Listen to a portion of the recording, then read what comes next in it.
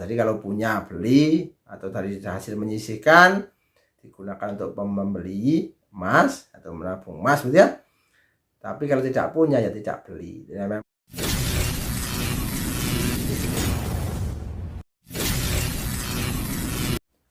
Assalamualaikum warahmatullahi wabarakatuh. Semoga hari ini semuanya dalam keadaan sehat dan semuanya dalam keadaan bahagia. Kali ini Pak B masih membahas seputar investasi emas. Dan yang akan Pak B bahas kali ini, yang akan Pak B sharing atau share adalah sharing konten ini adalah tentang bagaimana memahami profil resiko untuk investasi emas. Profil resiko untuk investasi emas. Oke, sebelumnya jangan lupa kasih like, subscribe, dan komen agar konten ini bermanfaat dan channel ini semakin berkembang dan memberi kebermanfaat bagi banyak orang. Oke, orang cerdas investasi adalah emas. Oke, mari kita mulai memahami profil resiko untuk investasi emas. Kita ibaratkan menggunakan motor ya, karena motor kan semua orang akan tahu. Motor itu macam-macam mereknya, ada yang Honda, Yamaha, Suzuki, Kawasaki, dan lain sebagainya. Tapi kita anggap aja menggunakan motor. Jadi ada, kita bagi aja 4. Nah, kita bagi 4 motor dengan kecepatan yang berbeda. A atau 1, kecepatannya rendah, ini adalah aman, jadi sekitar 30 km per jam. Ini cari aman. Cari tetap naik motor tapi menggunakan kecepatan 30 km per jam atau 30 sampai 40 km per jam karena mau cari aman, tidak terburu-buru. Yang kedua, kecepatan 60 km per jam atau anggapnya 60 sampai 70 km per jam. Ini moderat ya, jadi moderat, lumayan lah, agak cepat sedikit daripada yang tadi. Yang ketiga adalah kecepatannya adalah 90 km per jam atau 90 sampai 100 km per jam. Itu yang keempat adalah kecepatan di atas 150 km per jam. Di atas 150 km per jam itu adalah agresif. Kalau tadi aman, yang 30-40 aman, 60-70 adalah moderat, 90 sampai 100 adalah seimbang, terus 150 ke atas adalah agresif. Nah, ini semuanya punya kekurangan dan punya kelebihan.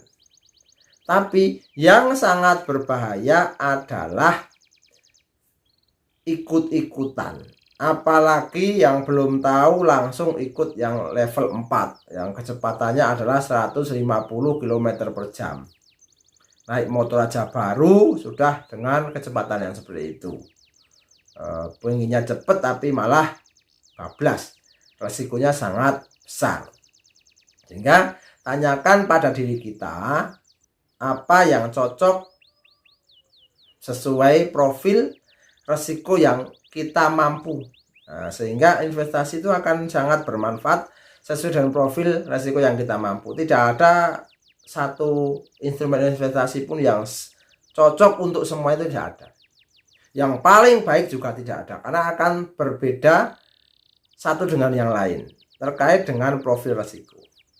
Sama dengan tidak ada motor yang paling baik, itu enggak ada. Yang paling cepat tidak bisa, bagi yang tidak berani cepat itu enggak baik, dan sebaliknya. Oke, sekarang kita bahas satu persatu. Satu, yang cari yang aman. Nanti kalau motor itu cari yang aman 130 sampai 40 km per jam. Cari yang aman itu investasi tabung di deposito atau tabungan berjangka. Hasilnya imbal hasilnya bunga atau bagi hasilnya dibelikan emas. Itu yang paling aman, karena induk depositonya atau tabang berjangkanya nggak hilang, bunganya atau bagi hasilnya dapat emas. Itu yang paling aman, paling safety, tidak ada resikonya. Kalaupun nanti emasnya hilang, itu resikonya bisa hilang ya, atau bagaimana, itu kan induknya kan masih ada. Yang kedua yang moderat tadi. Nah, ini moderat ya, punya uang dingin. Nah, untuk menyisihkan uang untuk beli emas. Nah, berarti beli, simpan, lupakan. Pokoknya kalau punya uang dingin yang tidak digunakan jangka waktu tertentu, dibelikan emas atau ditabung dengan emas. Itu tidak punya ya tidak beli. Ya, jadi seperti itu moderat. Jadi kalau punya beli, atau dari hasil menyisihkan digunakan untuk membeli emas atau menabung emas gitu ya. Tapi kalau tidak punya ya tidak beli. Ya moderat ya, santai gitu ya. Oke. Penjelasan yang ketiga adalah seimbang. Seimbang itu beli dengan gradual buying atau setiap bulan dipastikan membeli. Komitmen jangka panjang, rutin, konsisten. Jadi disisihkan uang, komitmen jangka panjang, beli emas atau cicil emas atau tabung emas tiap bulan. Katakanlah tiap bulan itu 1 gram, 1 gram, 1 gram, 1 gram. Kalau 1 tahun kan 12 gram terus. Kalau 10 tahun berarti 120 gram. Itu contoh. Kalau 5 gram ya hitung aja 5 gram, 5 gram, 5 gram. Kalau 1 tahun 60 gram. Itu adalah yang balance. Jadi menyisihkan. Ingat, tidak menggunakan uang hutang atau uang konsumsi. Jadi sudah disediakan dulu uangnya, sudah untuk bulanan dan sebagainya sudah ada posnya. Ini disisihkan untuk emas, ini disisihkan untuk investasi yang lain. Sehingga adalah salah satu alternatif atau variasi dari instrumen investasi.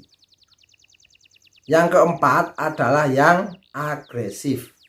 Agresif itu bisa dengan trading emas, beli saham perusahaan emas. Tapi ini ingat, ini perlu keberanian, juga perlu ilmu yang agak rumit. Nah, teknikal, fundamental, prediksi yang akan datang, sejarah yang lalu dan sebagainya, pergerakan emas seperti apa, itu adalah harus dikuasai. Sehingga apa? Sehingga betul-betul kita ibaratkan seperti para pembalap profesional kalau naik motor ya. Jadi betul-betul udah tahu semua, tinggal nanti akan adu kecepatan. Lupa hasilnya bagaimana? Kalau ini resikonya besar, termasuk agresif, ya hasilnya juga besar. Karena begitu naik tinggi keuntungannya besar, tapi begitu turun drastis habis. Seperti itu. Ingat, untuk nomor 4, jangan semua diletakkan di emas yang agresif. Semua investasinya digunakan semua untuk trading. Kalau habis.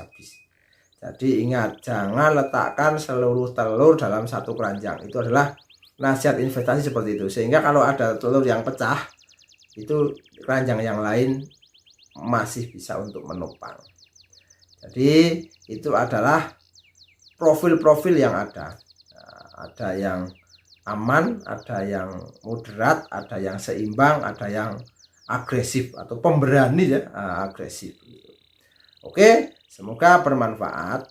Sedikit-sedikit membeli emas sedikit-sedikit, beli, simpan, lupakan sampai tujuannya tercapai dengan cara komitmen jangka panjang dan konsisten. Oke, sekali lagi support channel ini dengan like, subscribe, komen, dan share. Ketika nanti ada komen pertanyaan silahkan ditulis. Nanti kalau menarik akan dibuatkan konten untuk menjawabnya. Semoga bermanfaat, semoga menginspirasi. See you next time. Assalamualaikum warahmatullahi wabarakatuh.